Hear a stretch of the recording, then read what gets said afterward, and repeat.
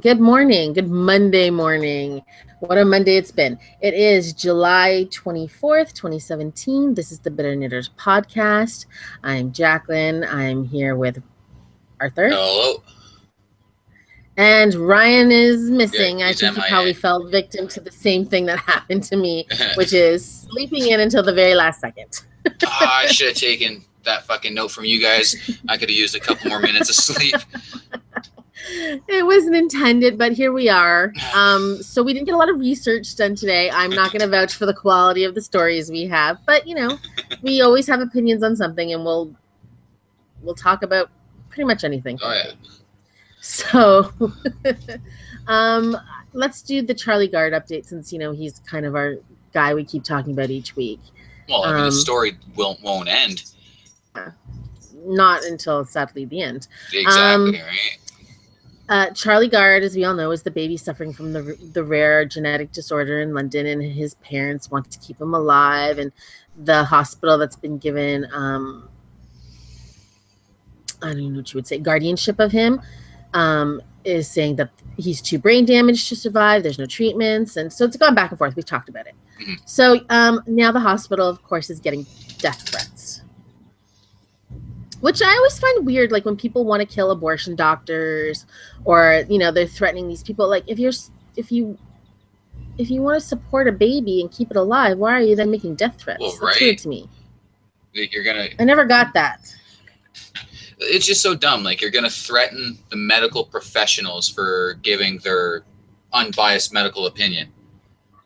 You know what I mean? And it's not even just the main doctors. I mean, I'm not saying I agree with it, but I understand why the main doctors would be a target. Yeah. Why are you then threatening just anybody who works at the hospital, random nurses and other staff? They don't have anything to do with that. People need a place to place their anger, right? Yeah. And I think that's what it is. I think they're just that seems to be the lowest common denominator. So let's just kind of peg our hate on the health professionals. Yeah, and they're even harassing and saying mean things to families that are going into the hospital to visit their own children, their children. Yeah. Yeah, no, it's weird, right? Like they're kind of treating these people like they're union employees and they're fucking scabs crossing the picket line or some shit. Like it's odd to me. Yeah. Do you if you were the parents? Now, they have spoken out. I will say Yates spoke out and said, we do not condone and have never condoned threatening or abusive remarks toward any staff member. Do you think that's enough? Do you think they need to say more, or will it matter? I don't know. I mean, we know that most of these fucking people nowadays, like once they get a cause in their mind, like there's nothing you can do to squash it, Yeah.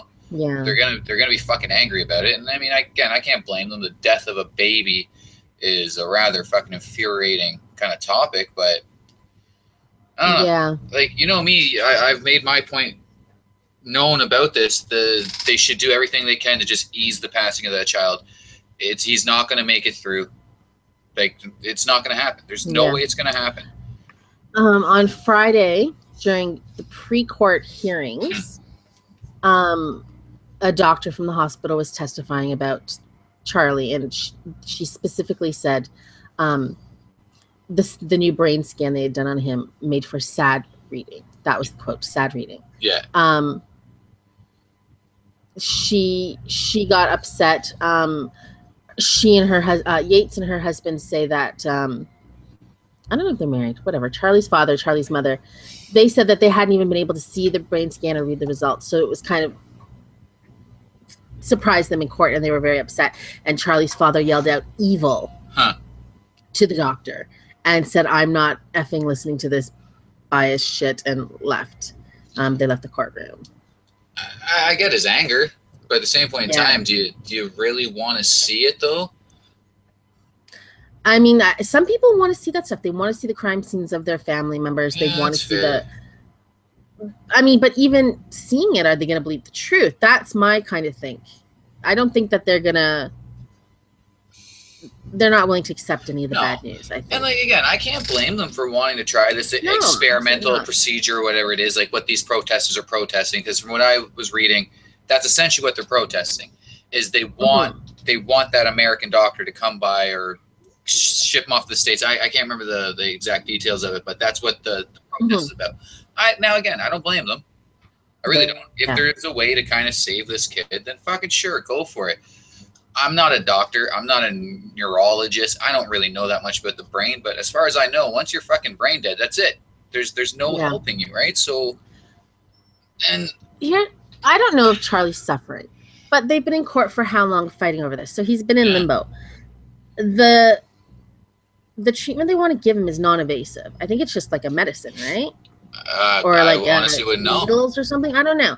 As far as I know, it's not going to be painful even to a normal, healthy child would not feel pain from this. So, I mean, maybe at this point, let him go for the treatment for a bit, and then if there's no improvement. But the thing is if he improves a little bit physically, but not mentally, they're still going to want to keep him alive. So, well, and there it is, right? Like, it's about quality of life. Yeah. And without brain activity, what kind of quality of life are you going to have? You're not going to have... mean, he could get the best quality of life because the U.S. Congressional Committee has already voted in favor of giving him permanent residency. Yeah, I've seen that, which that's cool. But, I mean, he's not going to be able to buy a gun. So what's the point?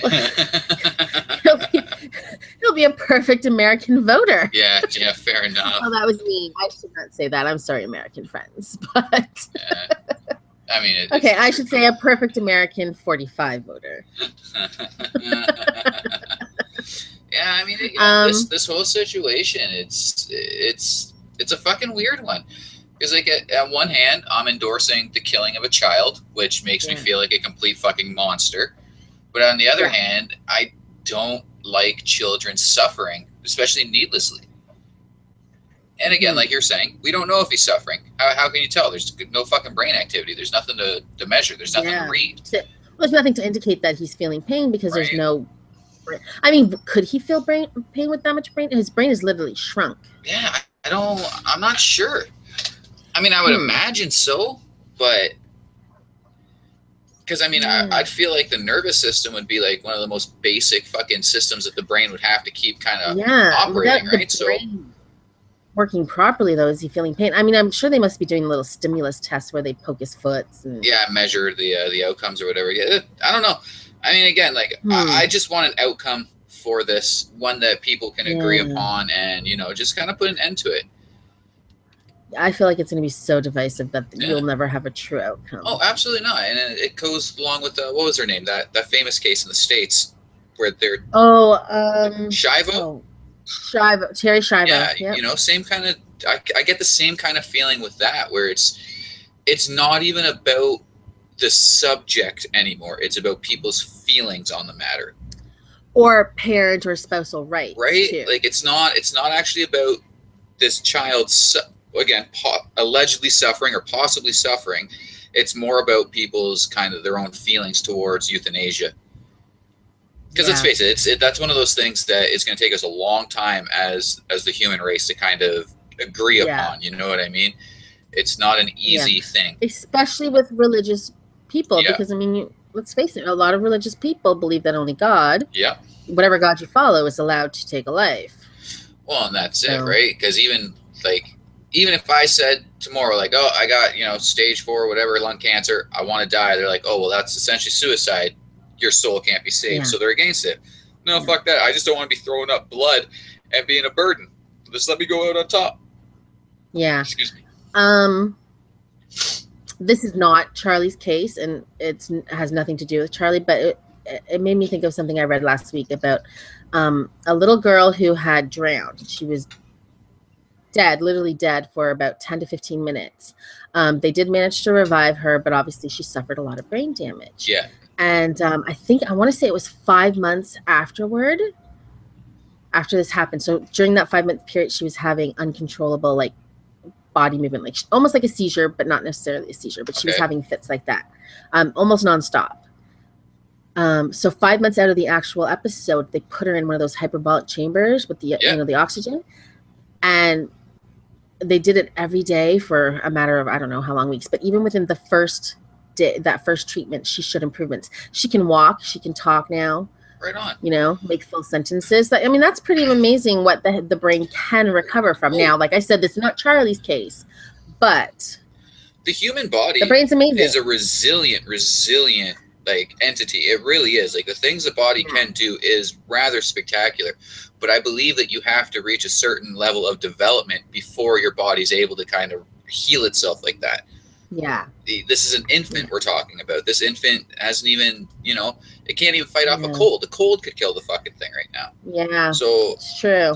I mean, again, if they can do the experimental procedure and it helps, then cool, wicked, awesome. You've now raised the bar as far as this stuff's concerned, you know? Yeah. But at the same point in time, I mean, you know, if it was me, I would just kind of let go. I think I would too.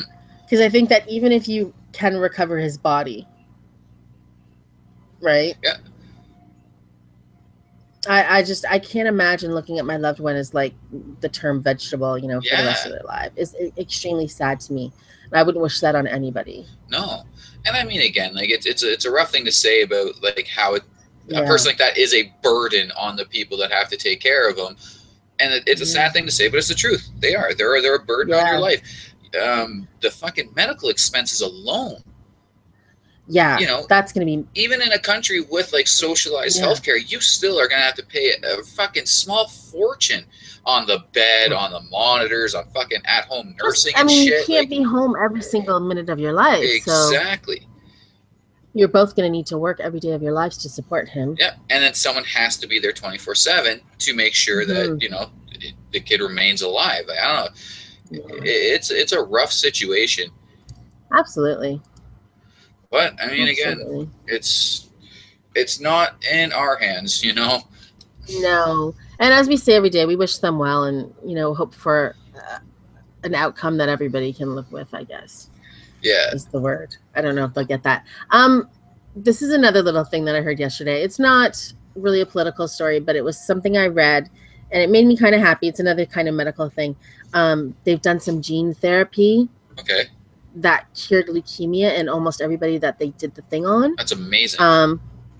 Yeah, so they're hoping that with the next month they'll be able to put it and get it passed. Yeah. But once they pass that, it opens up new gene therapies for other types of I'm losing my voice. Cancer. So, but can you imagine, like, if this works, no little child or, you know, person will ever have to die from leukemia again? I remember being I was either middle school or like as I just got into high school and actually learning about the Human Genome Project and all the benefits we could reap from it. And I'm all for it. I really am. I'm not for the whole baby designer genetic kind of shit. But when it comes down to the fact that you can tell a problem's going to happen and you can fix it at a genetic level, that's just beautiful to me. I mean, think like a world without cancer. Yeah, that'd be great. I mean, yeah, sure. There's going to be a lot of doctors and a lot of fucking chicks are going to lose billions and billions of fucking dollars, but fuck you. But you still make it. You make it in. You know, now you're advertising. Bring your kid in, and we can fix any cancers they have before it happens. I mean, you're still going to have to go and get these procedures done. Oh, absolutely. Right, and you're still going to need the testing, and let's face it, more stuff is going to happen. We still have some, you know, horrible diseases out there that they haven't cured yet. So, but it just made me nice. And I always think about those, especially when it comes to like a lot of these, you know, mixed race babies that get leukemia because they're such a weird genetic anomaly that it's hard to find a match for them for bone marrow and blood testing and stuff. Yeah, so this could be amazing. This could be a whole new medical world. Well, and that's it. Like if this is the truth and it works, it does open the door for a lot more of this testing. So maybe we could do it with Alzheimer's disease, which would be great. Parkinson's, Lou Gehrig's, like so many things. Because again, these are they all stem at a genetic level. You know, it's not like AIDS, for instance, where it is something you catch. These are things that the body does itself. So if we can eliminate that from a genetic level, that'd be great. And I highly doubt we would end up with these Charlie Gard type situations. Yeah, yeah. But at that point, catch that before it even happened, right? Would it be up to the medical professionals to just do it, or would the parents still have the right to say no? now there's your area, because if you're a parent, say you're one of these, those people that don't believe in any medical treatment, right? Now they're saying, oh, we've done it. Well, you probably wouldn't even have gone for the test to begin with. Well, but, fair enough. Suddenly you're at the hospital and your parent, the hospital says, oh, your kid is going to get Alzheimer's disease at 60 years old. Yeah. We can eliminate it. Should the parents retain that parental right of saying, no, I want my kid to live a natural life, go through the natural stages, get cancer, fucking die a painful, slow death. Yeah. Or do the medical professionals just go, no, you don't have the right to do that anymore? I'm sure in 10 years, 20 years, we'll be literally talking about that same thing. Yeah. Right? But it's kind of amazing. Oh, absolutely. I saw, it's funny, these little weird studies. I saw a thing where, they had a baby in South Africa that it was born with HIV. They immediately gave it the regular drugs, the ACT drugs or whatever they're called. Yeah. For a while, but not its whole life, just for a while. And because I think normally they give it for 40 weeks. They didn't even give it for 40 weeks. That baby to this date is still HIV remission. There's no sign of it in his blood or anywhere. Huh. That's amazing. So that's the first time that's ever happened. That's absolutely amazing. So whether this kid carries a natural immunity or the drugs were enough to kick in his natural immunity, who knows? Because we all know that HIV is one of those crafty diseases that continuously changes how the T cell is. Exactly. Yeah. It's constantly mutating itself. Yeah. That's what makes it, to me at least, one of the most scariest diseases in the world. It's not, obviously what it does to the people that have it is fucking saddening as hell, but the fact that it is ever changing is terrifying to me. Yeah. That's the thing. These mutating diseases, right? That's why we can't cure the common cold. There's I don't know how many, I would say millions of versions of the common cold, I would assume. Oh yeah. So, but these viruses change even geographically. Yeah. Right? I don't know. It's messed up. But that's what's amazing about medical, but yeah. Right. We're going to this really cool realm in medicine. I at least think. New world. Right? Like, where we are going down to it more at the atomic level, where we're trying to get to the root of the problems rather than just mask the surface.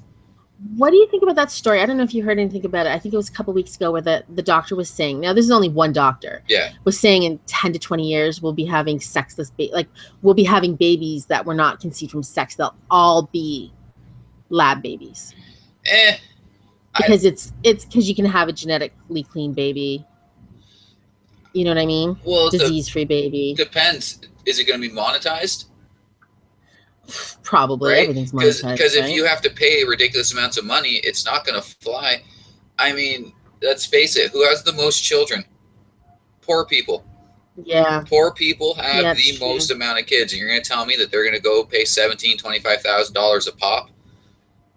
You know? No. And we all know mistakes happen because people don't always use the condom or use the birth control pill properly. And so I don't know about that. I don't know. It should be. I mean, for the elite, for the rich people, I could absolutely see that. Have those perfect kids. Have the strongest baby, the fastest baby. I mean, it's going to destroy the world of athletics. Yeah. Because now you're going to get countries like China that pride themselves on their world athletic stage just breeding fucking super athletes. Yeah. Yeah. The Olympics will become completely obsolete or meaningless anyway. They're about to anyway. Yeah. Too much drugs. Too much steroids. Well, it's not even that. I mean, this might be a little controversial, but because of the transgendered movement and us allowing male to female athletes compete against the females, it's so goddamn one-sided now. Yeah, that's a little, you know what, and we're both pro-trans people's rights and stuff, but I do think that somebody that was previously a man, and who knows when you start to transition. I mean, you could be like Caitlyn Jenner, transitioning in your 60s, or you could be somebody who transitions at 9, but if you're definitely somebody who transitions at the peak of your strength, 18, 20, you're going to demolish. No matter what hormones you're taking, you're going to be probably 5 times stronger than most of the women. Now, I'm not to say there's some women that can't kick ass. There's a lot of women. Oh, absolutely. Serena Williams, come on. Yeah. But, putting somebody super strong on, I get your point and I agree with that. I think something's going to happen. They'll have to have the trans Olympics or something. But see, there goes a whole other thing with inclusion. That'll be another fucking shit show. It's messed up, and again, I'm for progress. I really am. Do you remember Caster Semenya? I can't say I do. She ran in the Olympics. I don't know if she was there the last time, but she was definitely there the time before. I can't remember which place it was at. Yeah. But she was fast. She was running for, I believe, South Africa. Okay. So strong, so fast. And of course, always the jokes, oh, is that a man or a woman? Yeah. And they literally did test her for being intersex because they believed that she was, hermaphrodite, intersexed, whatever the word is. I don't want to be offensive. Yeah. But that's what they believed. And I think she did come back testing as a female. So well, that's good. Again, I'm all for trans rights. I really, really fucking am. Live the life you want to live. Yeah. But it does become a little problematic in that sense. And the same with this whole genetic thing. It'll get to a point where I don't want to sound like a traditionalist, but where it will kind of demolish a lot of the traditions that we have. And people will absolutely take advantage of it. Absolutely. My husband and I are quite short. You don't think that these people are going to be like, let's genetically make this kid be 6 foot. Well, that's it.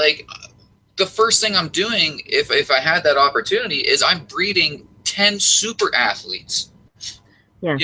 And then I'm sending them out into the NBA, the MLB, where they're getting $200 million a year. Yeah. Right? Yeah. People will take advantage of this because, let's face it, we're all scum. Yeah, especially some of these corrupt governments at the start, exactly. When this technology first comes out and hasn't passed, like you said, like China, probably Russia. Hey, you can't even put this, the Americans will do it too, but they'll be breeding super soldiers. Yeah, and that's what I think. It'll be more soldiers then. Yeah.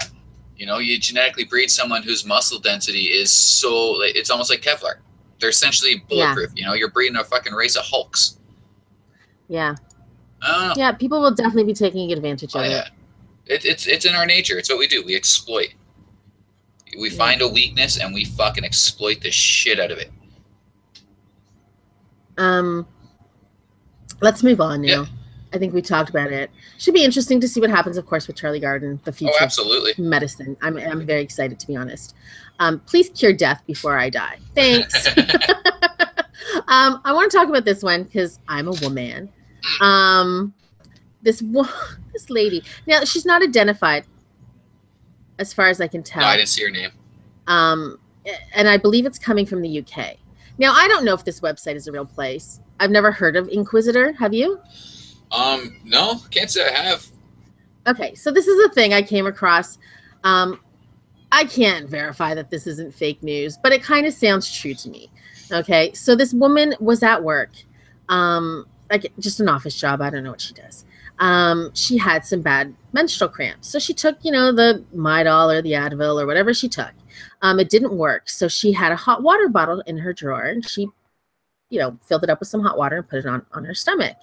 A male colleague came up to her at one point and said, are you cold? And she said, no, it's for the pain relief. And I guess it dawned on him what was happening. She says he looked confused and then literally horrified and he walked away. Later in the day, she got a call from the Human Resources Department saying her colleague mentioned she was sick and that she should go home. And the lady that worked there was like, why would I be sick? I'm not sick. And they're like, well, you have a hot water bottle. You should go home. And she's like, no, that's for my menstrual cramps. And she said, well, you're making him feel uncomfortable, so you should go home for the day. It's unprofessional. Is it? I mean, there was no clients in the room at the time. Nobody saw her other than her colleagues. They did say, was it for being warm? That's okay if you're cold to use a hot water bottle? How is it optional that she's trying to relieve her pain to stay at work? Yeah. I mean, exactly. Here's the thing, man. We don't get a fucking say in what women do to cure their PMS fucking pain. It's not our fucking place. That's one thing that I will fight tooth and nail about. We don't have the right to talk shit about this. Yeah. And did you see in this article it mentions, I'd never heard this. Apparently some kid named Ryan Williams, 19, said that women shouldn't pay their taxes because they can't, they should have to pay tampon tax because they can't control their bladders. Learn basic biology, buddy, first of all. And apparently another guy said that menstrual cramp was all in women's heads. Yeah, it was a myth. I seen that. That made me chuckle. That absolutely made me fucking chuckle. Like, growing up in a house full of women and growing up close to my aunts, obviously, like, I'll tell you right now, boys, it's fucking real. Like, it's real. And, you know, I won't say too much. I don't suffer from very strong menstrual cramps. I've been very lucky every once in a while. But I've known people that have been, you know, on the floor crying. Yeah. Some people have a lower pain threshold, but it's still legitimate pain. If you have endometriosis, you know, that's where you have a lot of tissue buildup in your uterus. That's extremely painful during your period. Like, people, I could only stop imagine. judging us for something we literally can't control. Don't tell us what our pain feels like, because we don't say, oh, when you get kicked in the balls, it doesn't hurt. Oh, yeah, that's bullshit. I've heard that. I mean, I think she was just trying to fucking get a rise out of me, but I've heard it fucking said. Okay, well, she's a nut job too. It's just such a dumb thing. It really is. Like, again, that's one thing where fucking men don't have a place to talk about it. We don't. It's not our motherfucking business in the least. You know, I'll say this funny story. When I was in the hospital in labor with my son Logan, I had originally said I didn't want to take any, like, I didn't want the what do you call it? Epidural, yeah. I'd read that 1 in 100,000 Canadian women die from an epidural a year, and I thought that's not a very big number to me. And, you know, there's not that many Canadian women to begin with. Yeah, really. So I was like, you know what? I'm going to go without it. But I was open to the other medicines. So, you know, the nurse comes up and she said, do you want any pain relief? And my husband says, oh, no, she doesn't want any. And I'm like, speak for yourself. Yeah, I will take some Demerol. But it was funny. And, you know, I can't speak for the feeling of it coming out because I had C-sections, but, you know. It's just such a dumb thing. It's such a dumb concept for men to stick their fucking noses in that. Yeah, and especially when a lot of men, not all men, a lot of men are fucking whiny babies when they get hurt or sick too. Yeah, well, shit, it hurts. yeah, I agree. That's why I'm always very, like, you know, considerate, and I try to help them. But geez, the minute I'm sick or I'm hurt. Yeah, like, the only time I've ever gotten into an argument or discussion or even gave my 2 cents within the whole menstrual fucking nonsense was I had a woman tell me that tampons and pads should be free because women can't control it. Now, I thought about it from her side for a bit, and I kept coming back to, what's the worst that'll happen if you don't use one? You just have blood down your clothes. That's it. It's just a mess. You don't get sick from it. It's not like you can get that toxic shock or anything like that. It is not medically necessary. Yeah. It is vanity necessary. You don't want to pay for it. Go get some leaves like they did in the old days. You know what I mean? And I was trying to say that to her, and she kept saying, oh, you're a fucking sexist. You don't get it. It's not your place to say. No. And I kept saying, like, but it is, because you're talking about taking taxpayer dollars and giving a special fucking privilege to women by having free, you know, sanitary. We're talking about, I mean, billions of dollars. Exactly. In free products across the world. No. I mean, I'm all for women's rights too. I don't think we should be taxed on it. We can't control it. No, absolutely. But you're not giving away that stuff. You're going to have employees, businesses, shipping. It's not going to be free. It was just the weirdest argument I've ever gotten into. Yeah. Because, like, again, she full-heartedly believed in her position, and I can't fault her for that. I really can't. Yeah. You know, if you're going to take the stand on something, fucking you go 100% into it. But I could not get, it's the one thing I could not see her side on. Like, most times I love playing devil's advocate. I love seeing both sides, but this was the one where I was like, no. And like I was saying, you know, 10 minutes ago, this is a place where men, we really shouldn't have a fucking, you know, we shouldn't have a seat at this table. But in that one, I was kind of like, I'm sorry, that's not right. Because again, the worst that's going to happen is you're going to ruin your fucking pants. That's it. Exactly. Or your bed. And then that's the thing. So, and do you want to walk around with blood running down your legs? Right. Like, I get Most women don't, except for the really extreme ultra feminists trying to make a statement. Oh, it's so messed up. That's so gross. Or when fucking 4chan trolled them to fucking cover their faces in it. Oh, jeez, Louise. You didn't see that? No. Ew. Oh, yeah. 4chan started this huge troll campaign about fucking wearing fucking period blood fucking war paint and the feminist fucking bought it hook, line, and sinker. Stupid people. Good Lord. I read another story quickly. It has to do with periods. I don't know if this is a true story. Someone shared it on a private group I'm in. Some guy has come up with a glue stick, essentially, that you put on your labia, and it closes it up, literally seals it up, keeps all the blood inside until you pee. When you pee, it breaks down the glue immediately. The blood comes out. You pee, you clean up, and then you reapply the glue. Is this guy a fan of fucking female genital mutilation? Because that sounds kind of similar to me. Is that not the weirdest thing you've ever heard of? And he's saying women are mad at him just because they're jealous that he came up with the idea first. But what the fuck is wrong with this guy? That's so fucked up. Like, I'm sorry, that's fucked up. That's messed up. Yeah. Whoever this asshole is should really take a look in the mirror and understand he has a penis and has no fucking right in this shit. Fuck out of here, bud. Like, that's so dumb. Yeah, because people are going to use it for the wrong thing. Oh, absolutely. Let's glue up our daughter's hoo-ha so she can't have sex. Ugh, yeah. What a fucking idiot. That actually kind of boils my blood a little bit. Like, I'll see if I can find the article later and send it to you. Oh my God, like that's just so fucking messed up. Yeah, it was a weird article. Like I said, I don't know if it was true. It was from another site I wasn't familiar with. Yeah. But I hope it was a joke. I hope that was just some fucking bullshit troll, because like that's absolutely fucking ridiculous. Yeah, that's weird. Which one do you want to talk about next? We talk about the Burundis that defected. Okay. Yeah, you talk about the story. Did you read the whole article? I did not. Oh, yeah. Essentially, it was 6 students come over for a robotics competition in D.C. They competed, and they disappeared. They don't know where 4 of them are. All 6 of them have disappeared, right? Oh, no, only 4? We know 2 of them are here now in Canada. They crossed the border. We've gotten no other information other than that.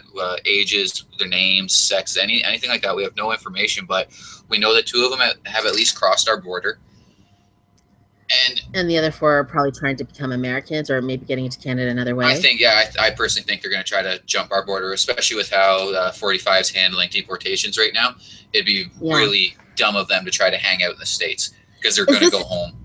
Is this the same robotics competition that the Afghan team, or was it Syrian team? Afghan girls. I'm pretty sure it is. Okay. But yeah, so while 45 was so scared of the Afghan girls. Yeah. Well, it's messed up. So, like, I was reading the article, and they were going on. I guess Burundi has been in a civil war since the late or mid '90s. Over 300,000 people have died. So, it's a fairly hectic place for these young kids to grow up in. And now, again, they were competing in a robotics tournament. Yeah, we're talking about smart kids. They're not the dredges of society. These are actually people that the West would benefit from having. Yeah. And it's that catch-22 thing for me, at least, because I'm a fan of proper immigration. I'm not a fan of people just jumping borders because they don't like the state that their state is in. Yeah.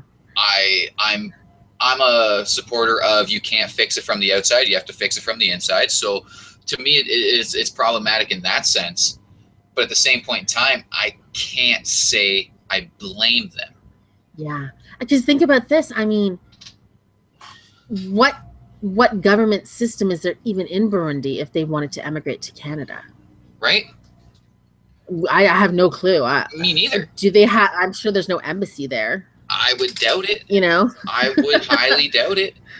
It's. But again, though, these are 6 intelligent individuals, young individuals, that would probably smart enough to get to a robotics competition. What kind of education are they even getting? Right. So we're probably talking about cream of the crop. Exactly. Let's face it. That may not be alive anymore if they stay home, because who knows what could happen to them. Right. Their education will be wasted over there. Their smarts will be wasted over there. So it's not. Again, it's a catch-22 for me, because I'm not upset that they crossed the border illegally, although I am. Yeah. I do kind of get it. Yeah, that's my sort of thing too. Like, I understand, why they have to do it this way. It makes me sad that this is the case. Yeah. But I mean, it makes you think about all these kids, and how many kids have died in, the DRC or in Sudan or in the famines in Ethiopia. Yeah. you know. But that's just, or just any war, or any, you know, even in you know, Europe, the kids that died during the wars in Europe and stuff. It makes you wonder. See, but there's my biggest thing, and it comes off as a little bit arrogant, I guess, but I have no beef with war refugees.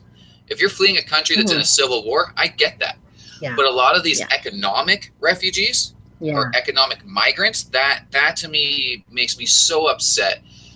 Yeah. It's just, it's wrong to put the burden on a different place, different state, because you can't fix the problems at home. Yeah. You know? And revolution has to start from inside. You can't leave a place and then try to change it from the outside. You have to be there.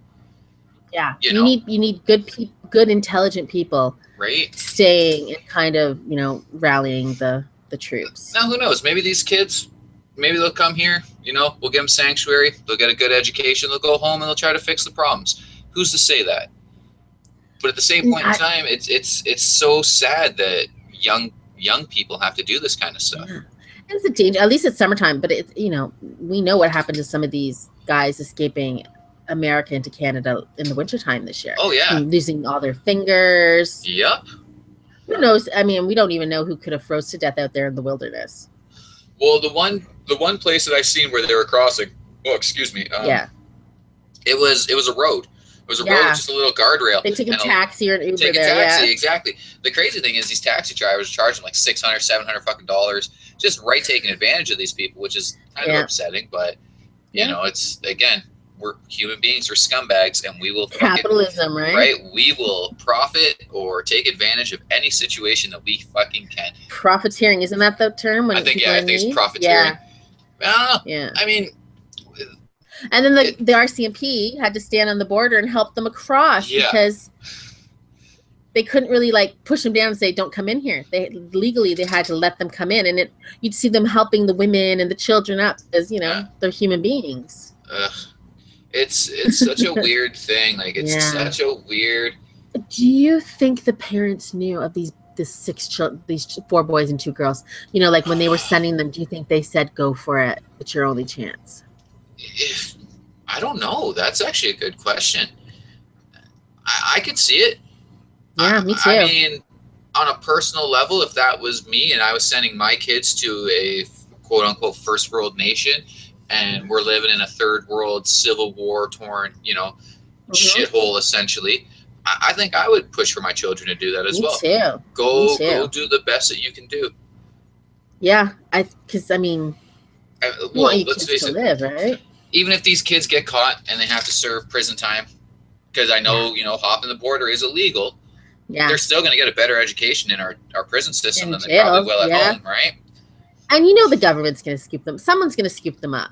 Oh, yeah, you know, absolutely. Whether it be a university or government, someone's going to scoop them up. Oh, because it'll be a rally cry. Yeah, it's actually a really good thing, personally for me, because again, I do support refugees, but it is a good thing to kind of show, like, look, they're not criminals. Like, there's really smart fucking, you know, these kids are going to be engineers one day. They're going to contribute in a positive way to society. They might be making the future sex bots of the. Yeah. Damn. Well, this is where hopefully illegal immigration turns out well and everybody is alive, because we had that horrible, horrible story from Texas. Oh, it's such a fucking shame.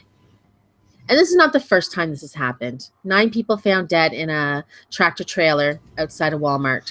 I would assume the person who was smuggling them through the border got scared and just left them, and then they all died in there. Or they could have died while in transit. I don't know. Actually, the driver was arrested. Oh, he did get caught? Yeah, the driver was apprehended.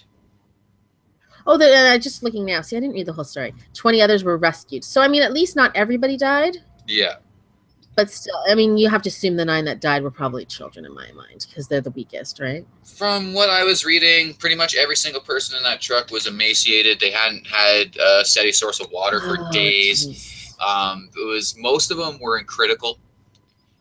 So even a few more might pass. Well, it's messed up, right? Because, I mean, obviously we all know human trafficking is a real thing. We know this. I mean, Absolutely. And it's not just immigrants, there's trafficking of all types of people all over the world. But yes. Now, what I haven't been able to nail down within the story is, was it your basic run-of-the-mill like prostitution, human trafficking, which is the big one? Or yeah, they haven't said. Or was it a way to kind of circumvent this illegal immigration, fucking, you know, border jump and all that kind of bullshit, right? I haven't been able to get any concrete proof on what was going on, but it's tragic. Like, it's messed up.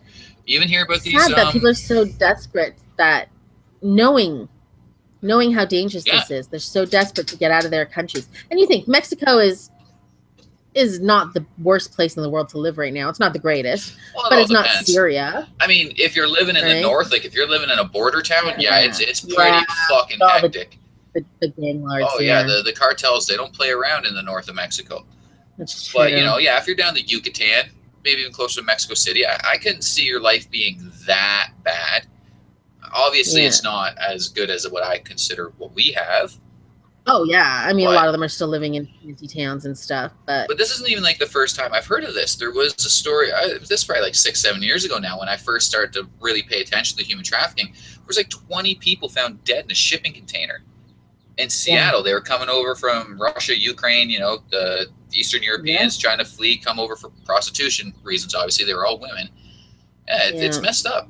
It's crazy the lengths people will go to, you know, flee their problematic society. And again, I can't fucking blame them. I can't say that I would do any different. I do sit from a relatively privileged place in Canada, you know. I'm just reading this article, and it says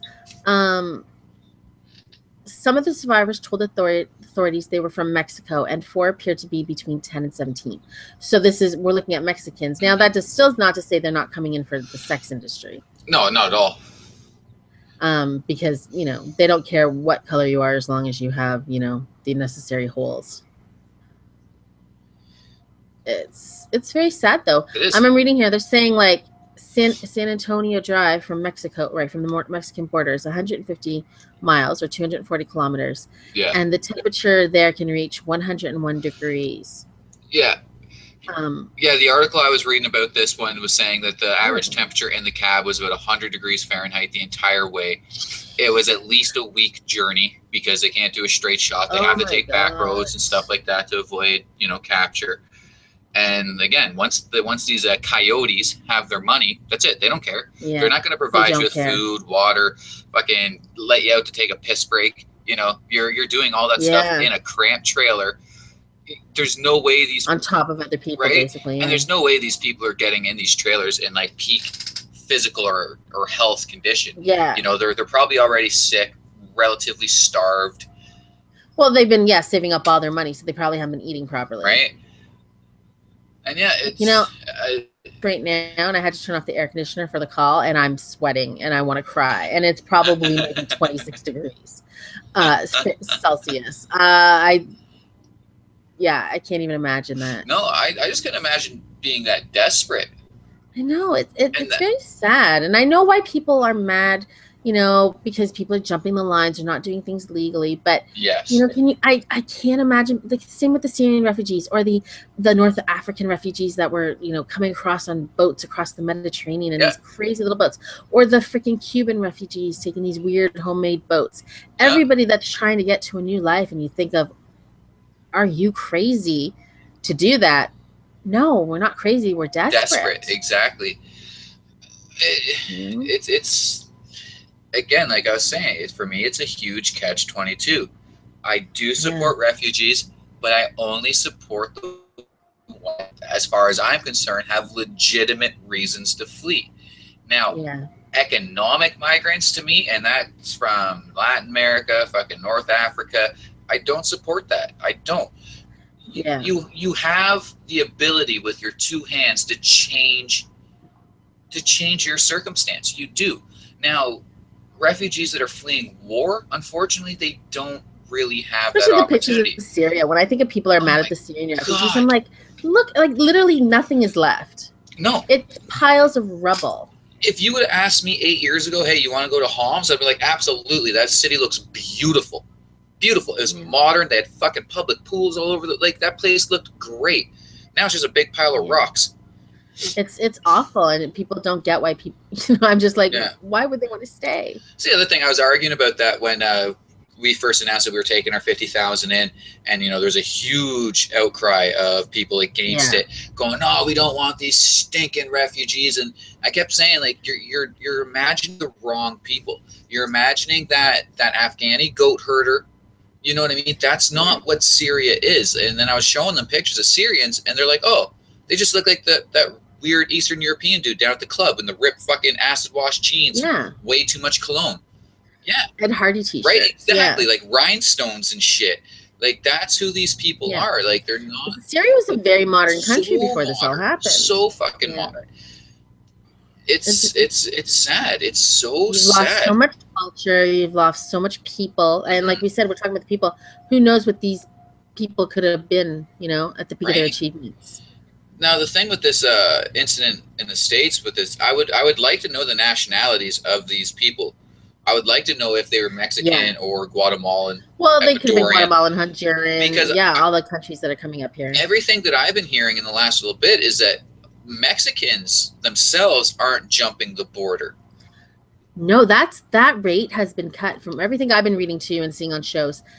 That's almost at a negative amount of illegal Mexicans coming over because they're building factories. There's jobs in Mexico. Exactly, right? Because that's what it always was for them. Let's face it, some did come up to, join the gangs and be part of the cartel business and shit like that. You can't deny that. But most of them did come to the States to work. They wanted money. That's who was doing all our, picking all our crops. And, it's a horrible joke to say, but who do you think is going to clean your toilets? In America, most people don't want to be a maid. Most people don't want to pick. Trust me, I've been strawberry picking for fun, and it's not fun. It's horrible, backbreaking, and that was for like a half an hour. Yeah. Most people, back in the old days when my parents were kids, that's what you did as a summer job. Mm-hmm. A lot of people went to these farms and they picked money, and that put them through college for the rest of the year. Nobody wants to do that now. We're spoiled. We're pampered. We don't even want to work at McDonald's half the time because, that's a hard job. I've heard it. Who do you think's going to do it? Well, that's it. And I've heard this so many times. Like, essentially what it is they're doing the jobs that white people don't want to do. Yeah. Now, I hate using that term because it's not just white people. It is, born and bred North Americans. We don't want to do it. We feel entitled to not work in a field. We feel entitled to not take that service job. Yeah. So unfortunately, you do kind of need these people that come from shittier fucking areas that never really had the opportunity. That are happy to get a job and start their lives until they can move up, right? Here's that's what always kills me when they're like, they're taking our jobs. Really? Like, no, they're not. When was the last time you picked some vegetables in a field? Exactly, right? I'll wait for it. So I'm out partying at my buddy's on Saturday night for his birthday. And we take a cab home. And Cabby is a really nice guy. He's, he was a landed immigrant, came to Canada 20 years ago as a civil engineer from India. Yeah. He drives cab. Yeah. So he was talking to us about that. And he kept saying, he's like, I could have went back to school and, became an engineer again. He's like, but the money I make driving cab is equal to what I was making in India as an engineer. Jeez. He still put 2 of his kids through medical school, owns a house, owns a cottage. And he keeps saying, he's like, most Canadians don't understand how much immigrants love this country. Exactly. He was going off about what he was doing on Canada Day and how his family, all decked out Canadian flags, and I've been saying this for years. You go down to any Canada Day celebration, who do you see that's the most happy down there? Oh, always the immigrants. Always. They know what Canada is. This is the thing. They know what it's like to be in another country that maybe, I'm not saying every immigrant has come from a horrible country. No. But a lot of immigrants have come from a less than ideal place. Yeah. And they know what it's like to maybe not have running water, to not have medicine, to not have a meal 3 times a day. And we're talking about people versus some people in Canada that have had everything at their fingertips and have wasted it. Oh, yeah. Or don't appreciate it. It's the only time I'll use that entitlement word. Yeah. Because, or not entitlement, sorry, privilege. I don't like the term white privilege. I think that's just, passing the buck. But we do have North American privilege. Where absolutely our life has been so fucking comfortable. Like nobody really in our generation, except for then I can't say generation, but nobody really alive right now, except for a few veterans, have really ever experienced hardships here. Yeah. You know, we floated easy. You know, unless you're one of the few survivors of the Depression, then I'll give you that. Right, but exactly. Yeah, very few people alive. Yeah, we don't know what suffering is, but we like to run our mouths about it. We like, you know what I mean? We like to try to take that high road, I guess. It's messed up. No, I get it, and it's like I want to say something. I completely, of course, I was thinking what you were saying, and I thought it was good. Yeah. I want to say never mind. I forget what I wanted to say. It was a good thing too. It was like, yeah, that's gonna be luck. Yeah. We're only Canadians or Americans by luck. Yeah, exactly. You know, we didn't choose to be born here. Nope. People didn't choose to be born in, you know, in the northern Indian provinces where, you know, it's crazy. People didn't choose to be born in Syria or Guatemala or any of these places. You're only where you are by freaking pure coincidence. Pure coincidence or luck. Yeah. And, you know, a lot of people don't appreciate what they have. You know, as a Canadian, I mean, I might not be the, you know, the flag swinging patriotic American that says an oath every day. But trust me, my country means so much to me, and I'm so appreciative of it. Absolutely. I'm with you on that. I wear my pride on my skin year round. You know, first tattoo I got was big Canada, stuck right down my leg, visible for the whole world to see, because I love this fucking country. Yeah. Yeah. But you're absolutely correct. It's all luck. Like, I didn't choose to be here. Yeah. I didn't have a choice in it. I just kind of lucked out into it. Yeah. And so it makes you think that the people that do come here choose to come to Canada and choose to then actually become Canadian citizens afterward. Yeah. Well, and that's what this cabbie was saying. So he's been here 20 years, but he immigrated out of India about 25, I think, maybe even 30.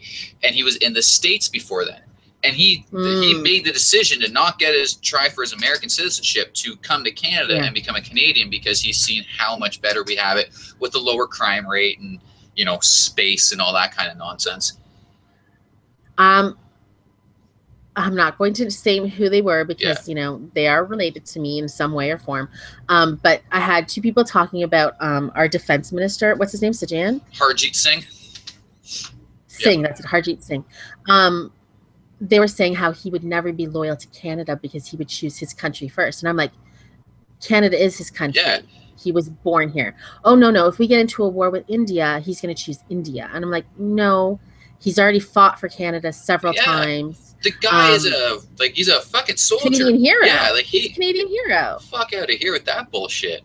I fought those people so hard. I'm like, you're just being racist because he wears a turban. Yeah. This guy is a Canadian soldier that has defended us and our freedom. Right? On numerous occasions. What a dumb fuck thing to say. That is so stupid. Yeah, and so very oh my! I don't even want to say educated, just ignorant. Ignorant. You're placing the weight on A, his skin color, and B, his religion. Mm-hmm. That shit has nothing to do with anything here. Nothing. Yeah. You can fucking be an Indian Sikh in Canada and still be a fucking Canadian and love this country. And that's what I kept saying. I'm like, you don't get it. He is a Canadian. Yeah. He's a Canadian, born and raised here. He's a Canadian. Yeah, he still practices the culture from the homeland and the motherland. Lots of people do. Nothing wrong with that. Here. You have that absolute fucking right here. Yeah. What the fuck? I'm happy I wasn't there. Me crazy. Yeah, I would have yelled. Oh, yeah, you would have had a full-on fight. I would have screamed and yelled and thrown shit. Fuck that. Like, hey, I'm all for hate. I am. I like to hate myself, but put it where the fuck it's deserved. That's bullshit. And if you want to make an argument about things, you have to come at it in a different way. And this is the person you're not going to... I mean, you can find things to attack him on other things, like that story. Apparently, he made that story up about... Stolen valor. Yeah. That, not so honorable. No. Right? He made up a story about how he organized some sort of attack or something. Wasn't that what it was? Some bullshit. Like, I didn't pay any attention because the moment I hear stolen valor, I get upset and I don't even want to dig into it. Yeah. I don't like that either. But we can't deny that he did go and fight. No, you can't. For us, 3 or 4 times to Afghanistan? Yeah, I think he did 3 tours of duty. Yeah, and he was, what was he, when he came over here, he was ahead of a cop force? Was he a cop? When he came back home? I'm not 100%. He's got a long history of serving people, right? He's definitely a good choice for the Minister of Defense. And honestly, he was my favorite choice Trudeau made. Like, that was the one when Trudeau made that. I was like, bravo, man. You actually won some points with me on that. Yeah. Yeah. And I mean, we're all faulty human beings, and we all kind of want more, I don't know what the word is, respect than, maybe we're not the first people to pad our resumes or, exaggerate a story that makes us look awesome. No, we don't have the Goebbels level fucking propaganda up here. We don't. We're we're not warmongers. We don't rely on the military industrial machine to keep us afloat. So we're not like that. We're not all gung ho Canada. This is we're the best. That's not us. But this guy should fill Canadians with pride. Oh, wait a minute. I just see some breaking news here on CNN. Let me look here quickly. The headline is Charlie Gart's parents give up battle to take son to U.S. Oh. So they're giving up their legal fight. They say the window of opportunity no longer exists. Oh, shit. For Charlie, it's too late. Treatment cannot offer a chance. I'm almost tearing up thinking about this, Like... It's tragic. It's so tragic. Yeah. But... And now they say, the lawyer says dark days lie ahead for the parents. They just want to spend time with Charlie. Well, that's it. I hope they get to mourn and grieve in peace. I hope this isn't turned into some big media fucking frenzy. I don't want to see them on the news. Not within the next couple of months. Well, his first birthday is August 4th. So I will imagine they might try to wait. Let him, to at least get to number one. And we'll see. Man, that's rough. It's sad. Yeah. Oh, I also want to say that when I go down east this summer, I'm going in a couple of weeks to see some family. I'm going to, and this is one of the happiest stories we've seen, a very successful Syrian refugee. Yep. The chocolate factory. Can't say I know much about that. Okay, so a guy came from as a Syrian refugee to Nova Scotia. He used to run a chocolate factory there before they had to flee for their lives. He's living basically with some sponsors, and in their little shed in their backyard, he started making chocolates again for get-togethers and parties and potlucks. And people are like, this is really good. So now he has a business. Awesome. It's called, what was it called? I have it written, something like For Peace, something like that, chocolates. So when I go down there, it's in Antigonish. Is that how you say it? Antigonish. Antigonish. I'm going to go to his chocolate factory and, buy $30 in chocolate. And maybe we'll swing by on the way down. Yeah, it'll be good. See, and that was another thing that really changed my perspective too.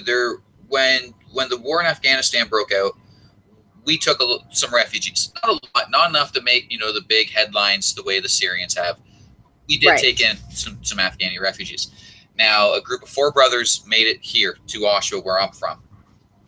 Mm-hmm. First thing they did is they took all the wealth they had and they bought this shitty little convenience store. It's been, 16 years? Yeah. They now own 4 convenience stores, 2 pizza chains, a fucking hamburger shop, and a couple other things. These guys are nothing but a fucking success story. Exactly. And yet people are fighting this tooth and nail. So it's almost the way it goes. So historically, whenever a big group of refugees come in, they end up being very successful. Right. Like, they're providing jobs in the community. They're providing services in our community. But yet people around here are still fighting these guys tooth and fucking nail. That's how it's always been. Look, the refugees from the war, the Jews that came over, nobody wanted them. Right? You talk about the Vietnamese boat people. Nobody wanted them. Yeah. Do you remember when, oh God, what was the group? All the refugees came in, the gypsies. They were called the gypsies, the Roma. People didn't want any of them. Yeah. They were going to steal everything. They were going to, rob us blind and take advantage of us. And I'm not to say some people aren't scammers. No. Of every type of, look, I know a lot of white people that are scammers that were born in Canada. Shit everywhere. Like, it is what it is. But we've always been afraid when a surge of people came. When the Chinese came in the old days, when the Sikhs came, everybody was terrified of the Sikhs. I remember in the 90s. Oh my God, they can't wear their turbans. They're changing our country. My country's the same country it was then, if not better, because we have Sikhs walking around in their turbans. I can even remember as a younger teenager being a little upset the first time I seen a Sikh Mountie wearing a turban rather than the hat, and just kind of losing my shit, going, you're breaking tradition, you're breaking our traditions. And I'm thinking, as I start to grow and kind of realize the world a little more, I'm like, wait, fuck that shit. Like, it's just a fucking hat. Exactly. It's just a hat. Who the fuck cares what hat they wear? They're still doing the same job. They're providing the same service. What the fuck's it matter? And it hasn't changed the essence of Canada one little bit. Not at all. We're not all being forced to wear turbans now. Right. They haven't taken over, right? That was they're taking over. Yeah. And the other thing that always gets me mad, I can't say Merry Christmas. Yes, you motherfucking can. Okay? I will tell you, I work in a grocery store, and at Christmas, the most people that say Merry Christmas to me are people that I know do not celebrate Christmas, yeah. You know, they're wearing turbans, they're Muslims, they're, all different nationalities will say Merry Christmas to me. And I always say thank you, because you know what? I'll say Merry Christmas back to you. If you don't celebrate it, know that I'm meaning it in a kind way. Yeah. Or if I know you're a Muslim, I'm not going to say Merry Christmas to you. I'll say, I hope you enjoy the holiday. Yeah, it's off of work too. It's the dumbest fucking argument. It's so stupid. It's so fucking stupid. If you know somebody's not a Christian or a Christmas celebrator, why are you going to force Merry Christmas on them? And that's just it right there. Like, how much of us are fucking Catholics or Christians? So shouldn't Merry Christmas even be said to someone like me who is an anti-theist? Shouldn't that be offensive? Yeah. No, you can say whatever the fuck you want, as long as it's not in a hateful way or you're trying to incite violence. Read your that we can't have a Christmas tree in our schools. You know what? Every time I go to my kids' school at Christmas, I see a Christmas tree. They might not call it a Christmas tree, but it's a fucking Christmas tree with a star on the top and decorations. See, but even as a child, that used to piss me off. We'd go into the gym and we'd start singing Christmas carols. And, Silent Night or all these other ones and these deep religious tones. And I would, as a sixth grader, I would get so mad. And I'd get booted out of these assemblies all the time because I would refuse to sing these songs. Like, well, why? I'm like, this is a public school. I do not go to a Catholic school. Yeah. You cannot make me fucking sing a song about a religion that I don't believe in. This is a fucking public school funded by public money. It should be 100% secular. Any mention of any religion should be banned from our public schooling. And I have no problem with that. I mean, you want to call it the winter freaking play or the winter festival. Yeah, I have no problem with that. I mean, I have people at work tell me every day, bless you. I don't take that a personal attack on me. I don't believe in God. But, if somebody's taking the time out of their life to genuinely say bless you, I say thank you and you too. Yeah. Yeah, it's just, it's so dumb.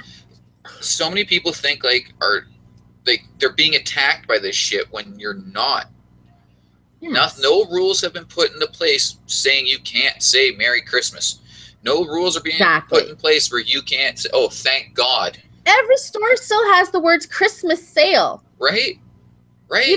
If there was a war on Christmas, you wouldn't see that. Every store, Christmas sale, Boxing Day sale. Come on.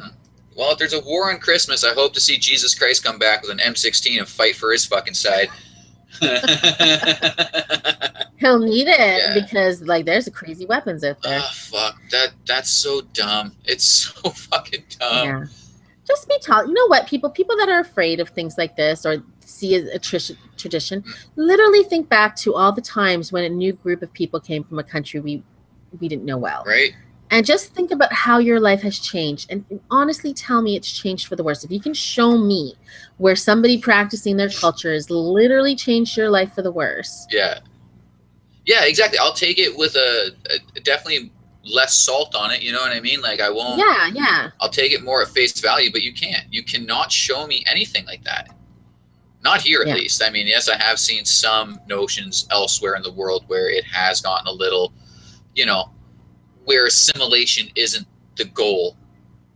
Right. Where again, I do, as a Canadian, we have that belief, and it's in our charter that when you come here, you do not have to abandon your traditions.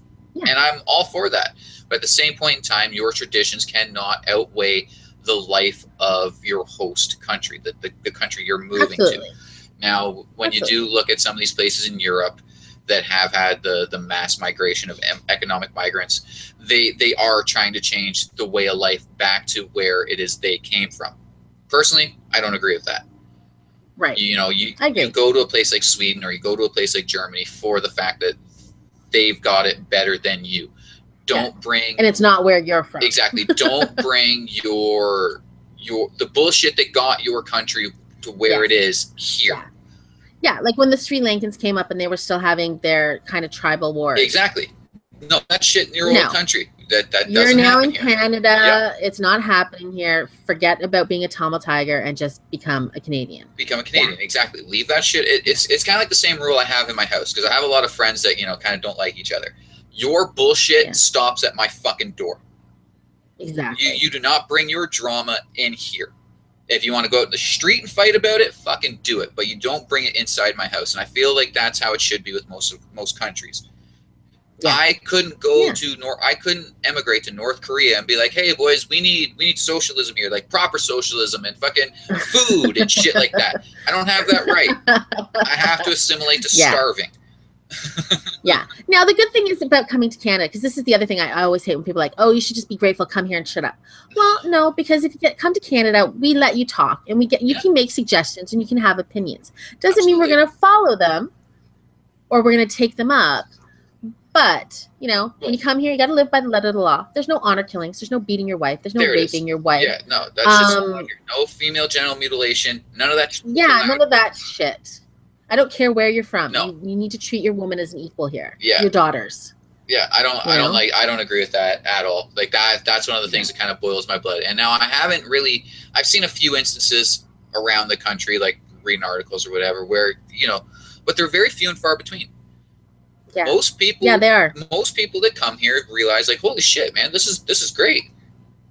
Like, I don't know, it's a weird thing. Look, I've said it many times. I work with a lot of Muslim people. Most of them are Afghanistani. Yeah. But let me tell you, I've never had a fight with them. Never had an argument. They just want to live their lives the same as you and me. Yeah. They want to make money for their families. They want to go to Wonderland. They want to do. They just want to do the everyday stuff that we want to do in our lives too. Yeah. Do you think westernization of the rest of the world kind of plays into that though? Them seeing our movies and TVs and kind of a yearning for that life makes it easier? Probably. I mean, like you're sitting in your war-torn country that's, you know, and then now you watch a show like, first thing that came to my mind is Fresh Prince of Bel-Air. Yeah. Right? Yeah. I don't know why. But I mean, it's funny. People are happy. Yeah. You know, they have some serious stuff happen to them a bit, but they're able to resolve it without being, you know, blown up. Yeah. That would have to be very attractive. Absolutely. Now, I can understand with some of the religious aspects of it, the over-sexualization of young women here. I can understand that being very problematic for any kind of fundamentalist, regardless of religion. But that is kind of what we're about here. We're about personal freedom. As long as your personal freedom isn't causing physical harm to another person, you're allowed to do it. Well, and I mean, if you see a girl walking down the street and you think she's dressed inappropriately for your culture or your religion, you have the ability to turn your head. Yeah, right. Right? I go to the pool, you know, Sister Patty and I go to the pool every Saturday and Sunday, most Saturdays and Sundays, and we swim. And we see all types of people there. We see girls wearing their, you know, their partial bikinis. Yeah. We see girls in bikinis. We see men that are not originally from Canada. And everybody's swimming and nobody's saying, oh, you whore, you should be stoned. Yeah. You know, everybody's getting along and swimming for the most part. So I'm not, Canada's a magical place where everybody gets along. I'm sure, unfortunately, people are out walking the street and somebody yells by some nasty racist things in their car. Oh, yeah. Right? We know that happens. Absolutely. But, I mean, we can get along. You know, people, just old school minded people need to open up and kind of, you know, see that someone who's a different color or a different culture, a different religion, even a different sexuality is not so bad. It's kind of a weird thing though. We have this kind of thought process, at least me and you, because we do come from a very populated area of the country. Yeah. Right? There's more where you're exposed to lots of different exactly. Like there are more people in the GTA than there is in the entire province of Alberta. Yeah. So, you know, we're exposed to this stuff and I think that's it. It's early exposure to people that are different than you, different thought processes, different looks, different sexual orientations. It just makes you realize like, hey, like, you ain't fucking different than me. You know? Like we're all the same people. It's just you think this way, I think that way. You believe this wizard, I don't believe in wizards. Like it's just we're all the fucking same. Well, let's end it on that. That was good. Right. We went a little long, considering we started a little late, but that's okay. Thanks for joining us. I will not be here Wednesday. I'm going to be doing a driving test. Hopefully I don't kill myself or any other people. Hope I pass. Yeah. I believe Ryan and Arthur will be here hopefully on Wednesday talking about who knows what. Yeah, who knows? But tune in, please share, send your comments, and thanks for listening. Have a great day. Take care.